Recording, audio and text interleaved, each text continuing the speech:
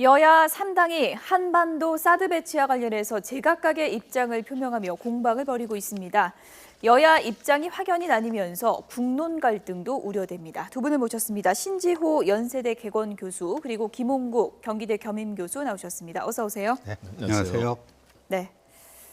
한반도 사드 배치에 대한 정치권의 시각, 그야말로 3당 3색 복잡합니다. 주제어 보시죠.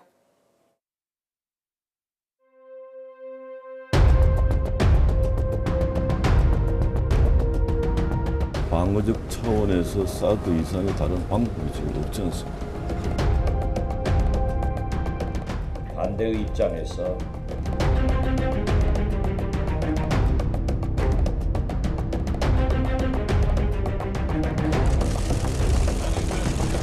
성주 떴던데 혹시 보셨어요? 성주 네.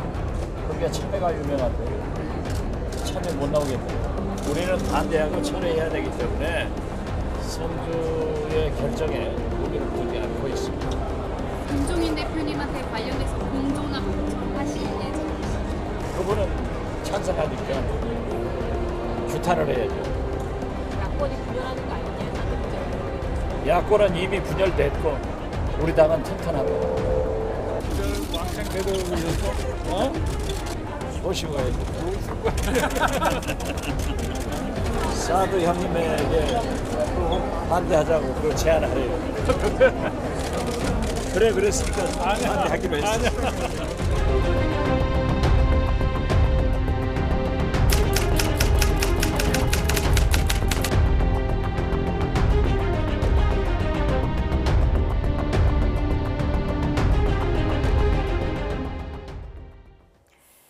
네, 사드 반대냐 아니냐 그것이 문제로다.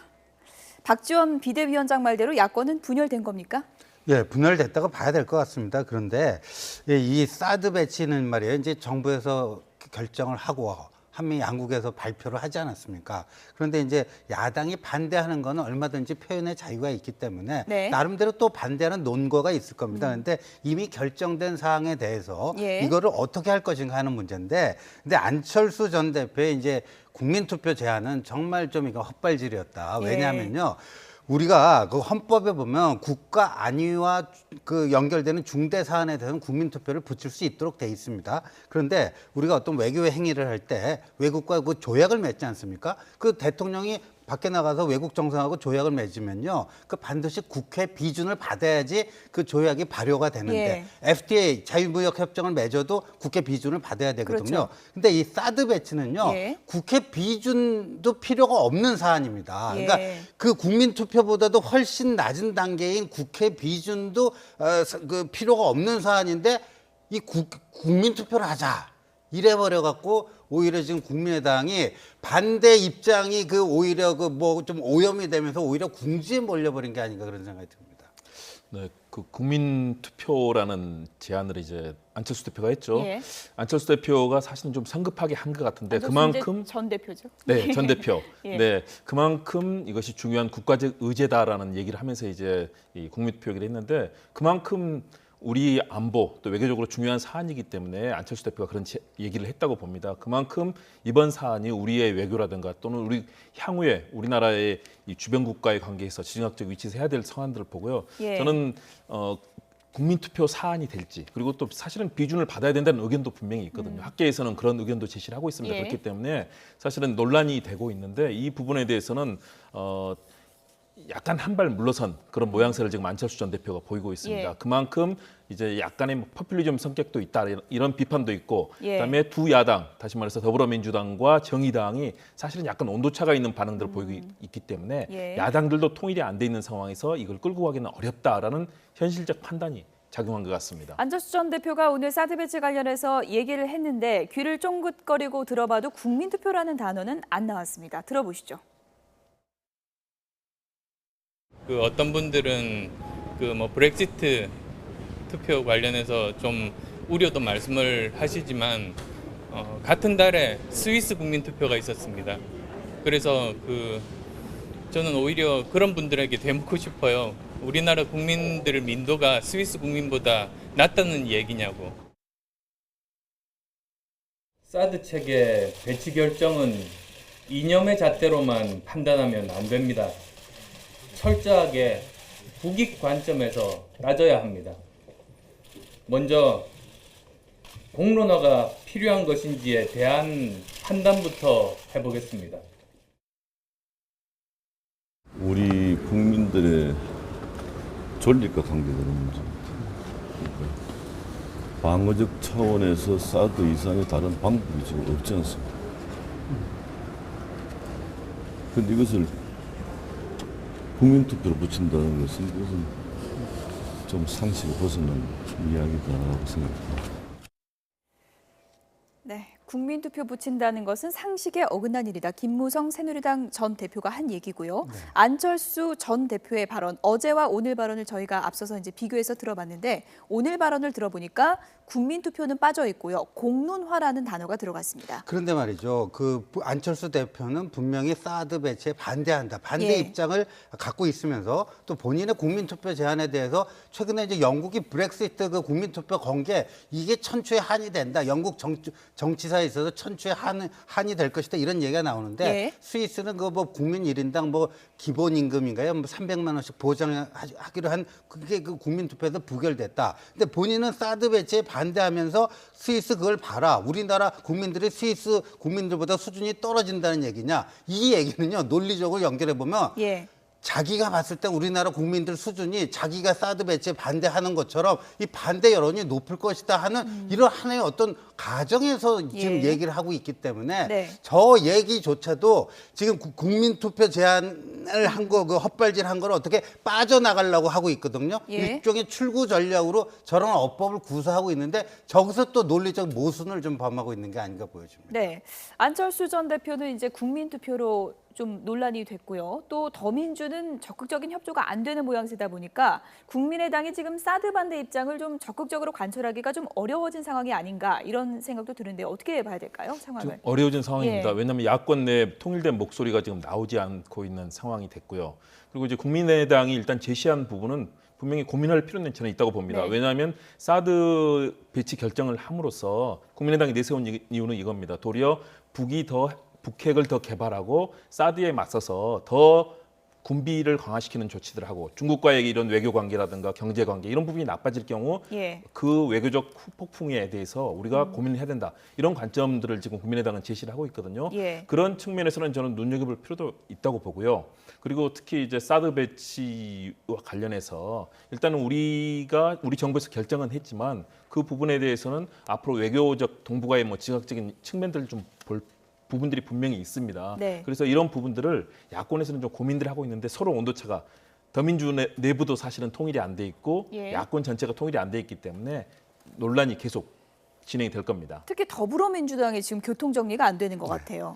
그런데 이거는 말이죠. 예. 저는 이렇게 봐요. 역할 분담론으로 볼 수도 있다. 그러니까 네. 김종인 대표는 사실상 이게 사드 배치는 불가피한 거 아니냐. 예. 사실상의 찬성 입장을 예. 나타냈고 우상호 원내대표는 이거 뭐 졸속 처리한 거다. 문제가 있다. 사실상의 반대 입장을 나타내지 않았습니까? 예. 그런데 이 총선 전부터 말이에요. 김종인이라는 인물을 비대위 대표로 영입하면서부터요. 그러니까 그 민주당은 기존의 집토끼, 전통적인 지지층을 견고히 다지면서 예. 또 이 중원으로 나가서 이 산토끼도 잡아오려고 하는 예. 그러니까 이제 산토끼 잡아오는 역할은 예. 김종인 대표가 맡고 이 뭐 문재인 전 대표나 우상호 대표 같은 분들이 전통적인 집토끼 다지기 이걸 하는 그 사드 문제에 있어서도 약간의 그런 식의 역할 예. 분담을 하고 있는 게 아닌가. 그런데 어차피 당론은 나와야 될 문제고요. 이러다 보니까 산토끼 잡으려다 집토끼 놓치겠다 이런 얘기도 나오고 있는 것 같습니다. 그렇죠. 언젠가는 이제 당론을 예. 정해야 되는데 거기서 좀 진통이 있고 그러니까 어느 쪽으로 이제 입장이 결정되는가에 따라서 그 입장이 채택 안 된 쪽에서 또 반발은 어느 정도 예상이 되는 거죠. 네, 이게 전략일까요? 아니면 정말 내홍일까요? 계속 엇박자가 나오고 있거든요. 우상호 원내대표랑 김종인 대표랑요. 사안마다 계속 엇갈리고 있는데 이걸 어떻게 들여다봐야 될까요? 일단은 일정한 부분에 있어서는 전략적 공조가 되지만 이번 사안 같은 경우는 약간의 엇박자가 있다고 봅니다. 예. 왜냐하면 분명히 김종인 대표는 외교안보, 경제 쪽에서는 경제민주화를 얘기하는 굉장히 진보적인 생각을 갖고 있지만 외교안보 사안에 있어서는 보수적인 생각을 갖고 있거든요. 이런 부분과 우상호 원내대표를 비롯한 이 86그룹과는 분명히 또 차이가 예. 있습니다. 그렇기 때문에 현재 더불어민주당 내에서는 이 엇박자가 나고 있는데 사실은 민주정당이라면 뭐 건강한 모습이라고 볼 수도 있거든요. 예. 도리어 이런 과정을 통해서 당론을 확정해 나가고 또 당론도 현재로서는 정부의 입장은 받아들이되 그러나 그 문제점에 대해서 지적해 나간다라는 그리고 특히 그 과정에서 뭐 외교적 문제라든가 경제적 문제 다 짚어보겠다는 그런 거기 때문에 앞으로 좀 더 통일된 입장이 이제 앞으로 이 시간이 지나가면서 나오게 될 것으로 전망이 예. 됩니다. 이렇다 보니까 국민의당도 더불어민주당 뭐 하느냐, 당론 빨리 정해라 이렇게 이제 압박을 하고 있고요. 이런 시기를 놓치지 않고 문재인 저격수로도 불리죠. 박지원 비대위원장 또 이런 얘기를 했습니다. 들어보시죠.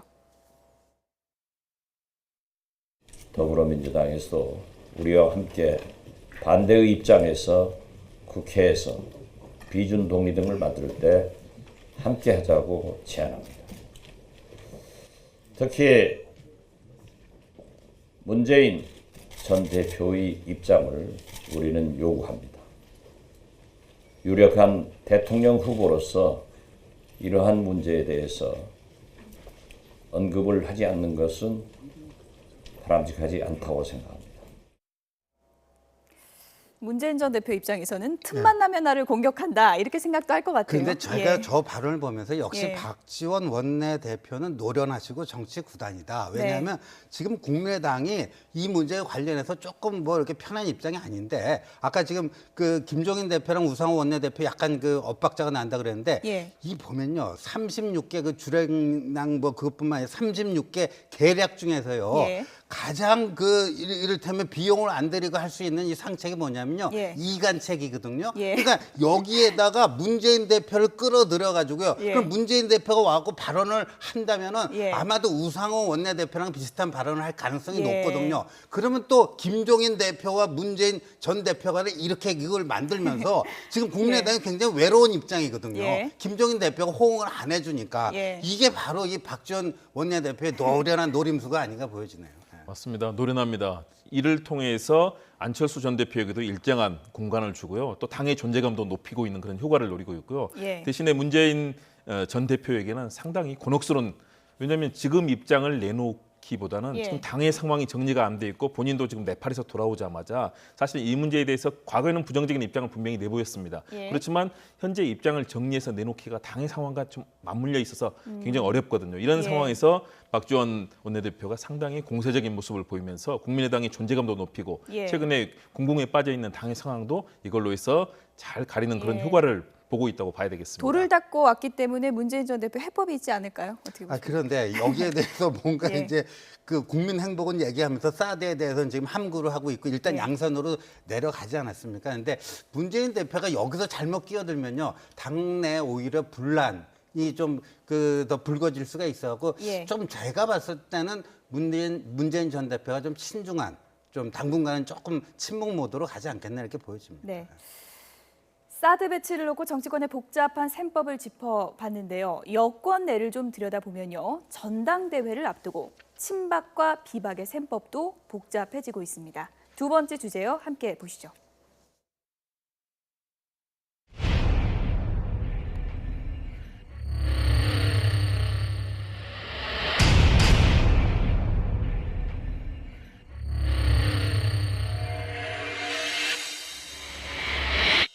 저도 hum을 다 털어내겠습니다.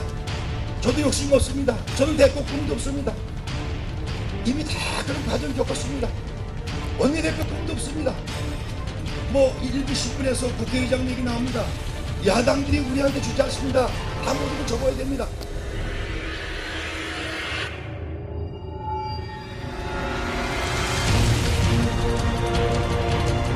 당선되기 위해서 당연히 당에다가 떼야 되니까.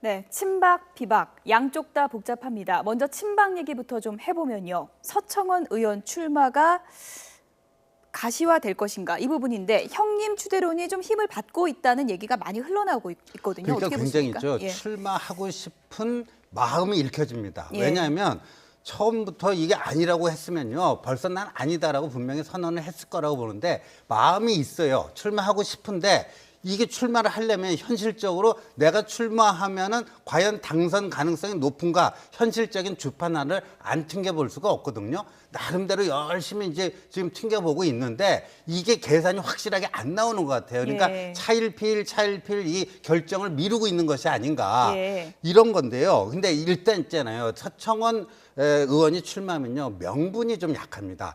최경환 의원이 불출마를 선언하면서 당의 화합을 위해서 나는 불출마하겠다. 예. 그러면서도 한편으로 억울함을 토로했잖아요.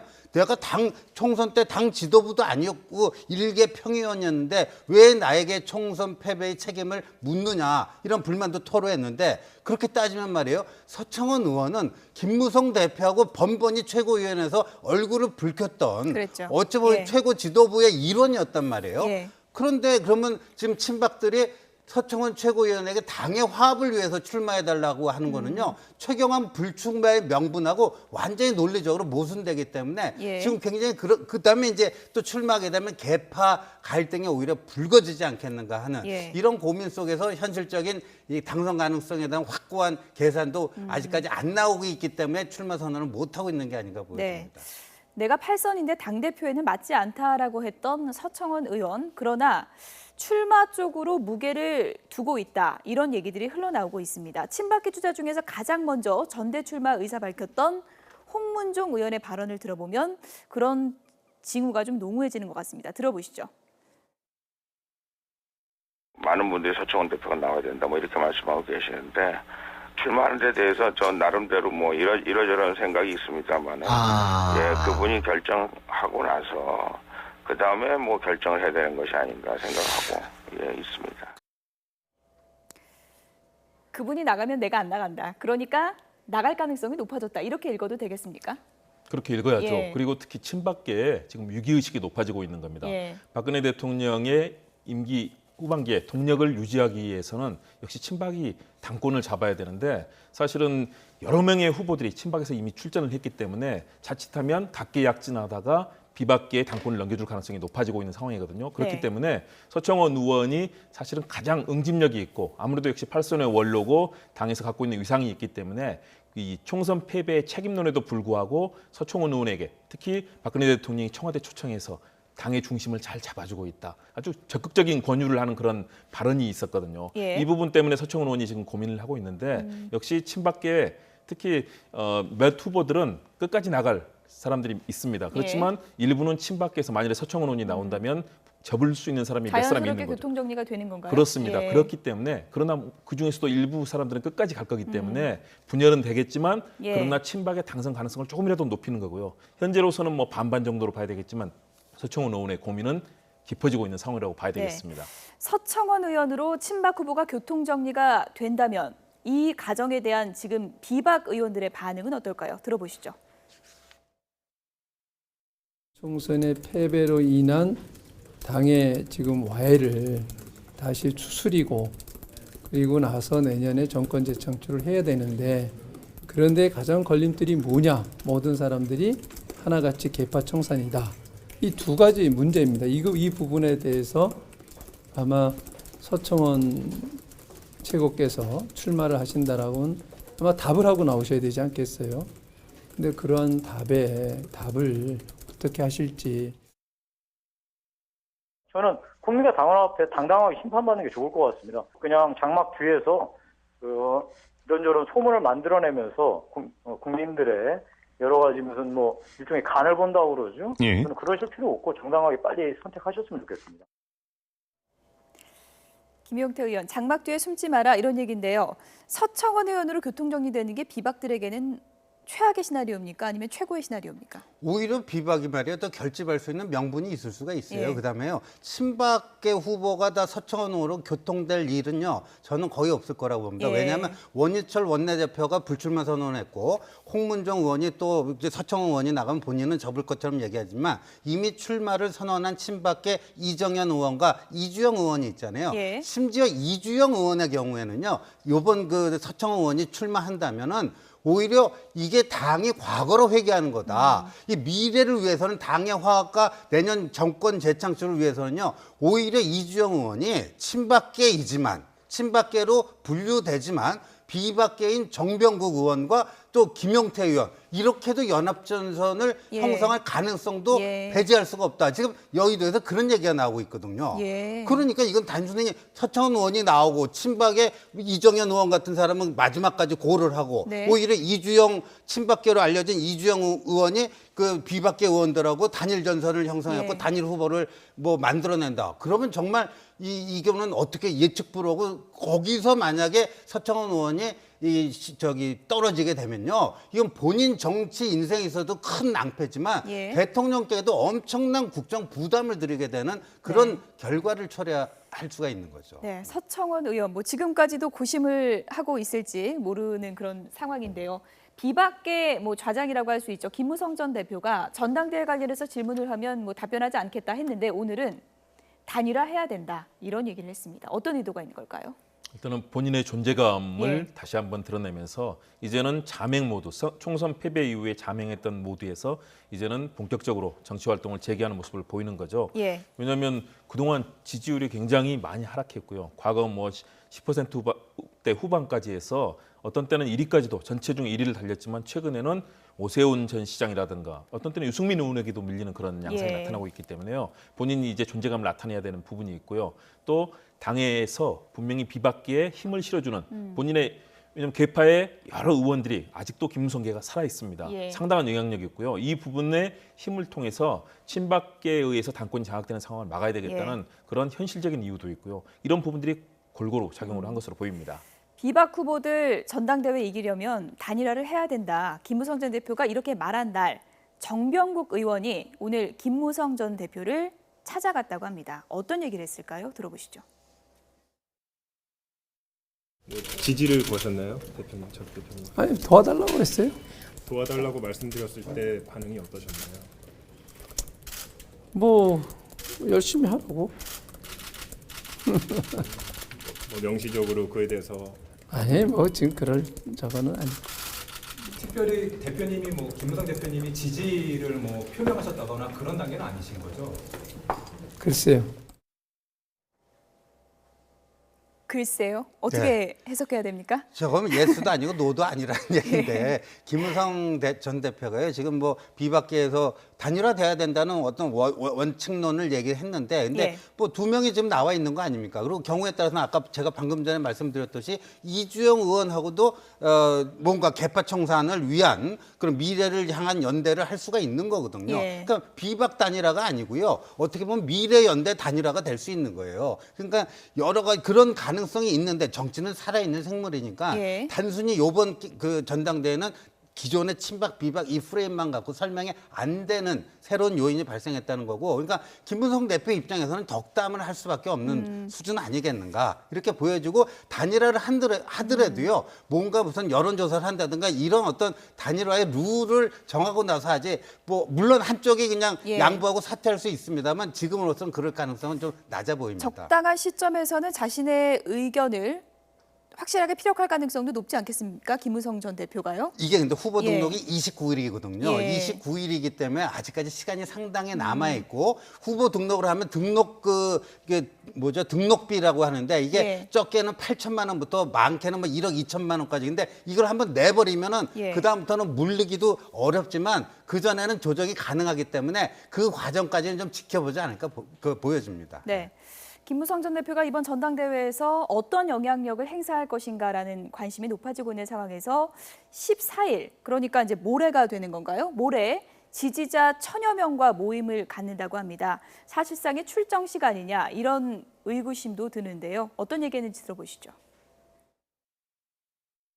여러 가지 어려운 상황 속에서 저를 당대표로 만들어 주신 그 핵심 보직들한테 대해서 그렇게 뭐 1년에 한 2번 만나서 서로 정을 나누는 그런 자리입니다. 더 이상 없습니다. 그 3번의 그 모임에서 한 번도 현역 의원들 오신 적이 없습니다. 처음부터 현역 의원 초청하지 않았습니다. 그냥 식사하고 정을 나누는 자리다. 더 이상은 없다. 하지만 모이는 사람이 좀 많은 것 같습니다. 어떻게 보십니까?